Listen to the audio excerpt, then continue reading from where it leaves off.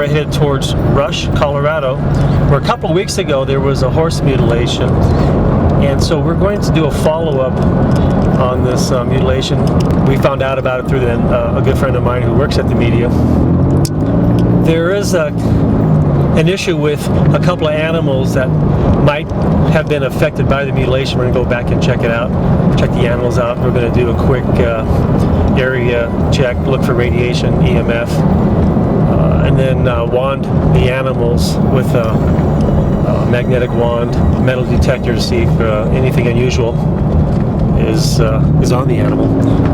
Over the years, it seems like that the mutilation cases have been in the early spring and the late fall, and then there was a set pattern of the type of incisions that we were seeing. Nowadays, it seems like it's throughout the whole year, and in some cases, the animals are completely destroyed, and they're more sporadic now throughout the whole year. Still, it's an interesting phenomenon. We have to check on each and every one of them.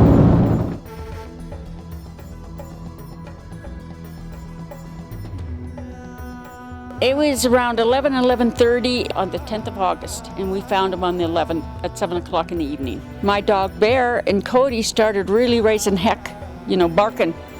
And our bedroom faces where you got the camera now, faces it to my room, and I looked out and I didn't see anything, nothing, because you would see a car, a vehicle come in. But like I said, they were going crazy. Then all the neighbors, when we talked to them, all the neighbors' animals were going crazy too. We didn't see Princess or King that morning, and we figured they kind of went down in a little ravine, and then you can't see them. But King came in, and that was kind of unusual. I told Mike we had to take a trip to Calhoun that day, so when we got home, I said, well, let's go out in the field and check, and that's when we found Princess and King. Their throats were cut. They were cut across the throat, down. His penis was missing, his eye was missing, his tongue was missing. There was burn marks on him. On her, the throat was cut, and her throat was cut down, and then her tongue was also cut out. With all the horses, in the evening time, they would come in, and either they'd stay in the barn, or they would be down where the water's at. They're never out there in the back fields in the evening. It looked like there was some blood down in this area, and my husband and I think if anything happened, it happened right there, that they were moved from there to back there. Our dog's name was Cody, and when we were driving out there to find the horses, and we couldn't even see the horses yet, he was already crying. He was whimpering just like he knew something before we even got there, and we found on him a burn mark. There you are. There, right there. That was 50 microteslas. To his heart. Well, you know what? We're gonna use the other animal for comparison, for baseline. Get a couple of your arm down there. That probably energy between. Go right in between the two of you, Chuck, just to see. Do where? Right in between the two of you, just to see if there's a field emitted by you guys. And then King, the remaining horse, he has burn marks on the inside of his leg and marks across his face. It's like he was there and he managed to get away. I think he was upset for about 3-4 days. He kept on going out there and standing by Princess, and then he'd kind of go over to Buck. But mostly over by Princess he would stand because I could see him. And now he kind of stays over here in the field down here. But we don't think that, our opinion, we don't think that they were killed in that particular spot. I don't know if I'm right. It could be UFOs. It could be the military. But I don't think it's the occult. I don't think it's satanic. Because there's no footprints around the animals. There was no tire tracks out there except for my husband and I when we went out there, and then the police. That is all that was out there. I had the film developed of the pictures of the horses being mutilated, and in a particular picture, there was no animals, but it showed this kind of circular. I mean, that's when we came across where it looked different, a pattern like. This is a spot of dead grass. Right over there by the yellow tie is Princess. I'm going to pan over. There's where Princess' body is. There's also a couple more spots of dead grass that have appeared up here. This was not here, I guess a week ago, when I walked the field on Sunday. But there's 1, 2, 3, 4, 5 small spots, and over to the north, one larger spot. It is over there. It's Princess. When we moved out here, I thought it was so peaceful and pleasant, and it reminded me of heaven, being away from all the chaos, so I named it Utopia, which is kind of like heaven. After what happened to our horses, I just don't know if it's Utopia or not anymore.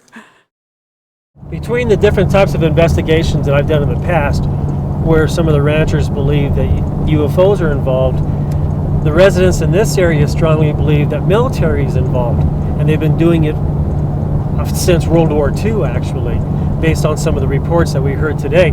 I looked out south, and I could see this big old light coming down from the sky, and it was about a mile, well, it'd be about close to 2 miles south of me, and it was coming down, and I sat there and watched it for quite a while, and the next morning, well, this guy had an animal mutilated. My brother, he lives up here about 5 or 6 miles up north and to the east a ways, and he seen this here helicopter coming from the southeast.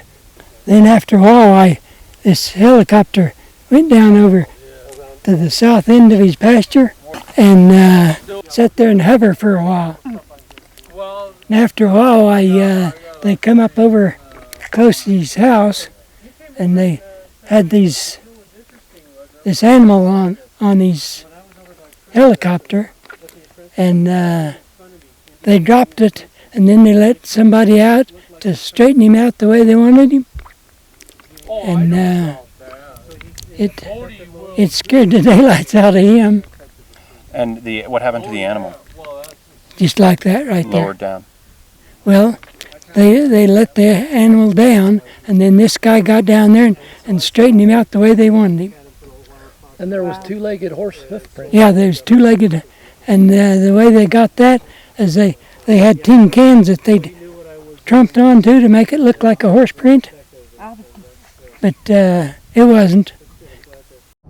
It's kind of interesting, though, that some of the evidence that I've seen and some of the evidence that they talk about, the round spots on the ground, they say are caused by black op helicopters. As a matter of fact, one of them actually said they heard the whooshing sound of a helicopter, and when they looked up, there was no helicopter in sight. This was about 2 o'clock in the afternoon. But we get the same type of anomalies from the ranchers that state that the UFOs are responsible for this. So I think at this point we're looking at either, an unknown entity compared to a military entity, leaving the same type of evidence, all based on the perception of the rancher at the time. They see or they hear these unknown noises or unknown crafts, shadow crafts, so to speak, fly over their residence. As it turns out, this is probably one of the strongest cases I've seen recently in the past 5 years that really points to the possibility of military involvement, just based on the eyewitness reports, and then also based on the craft that are being seen in the area.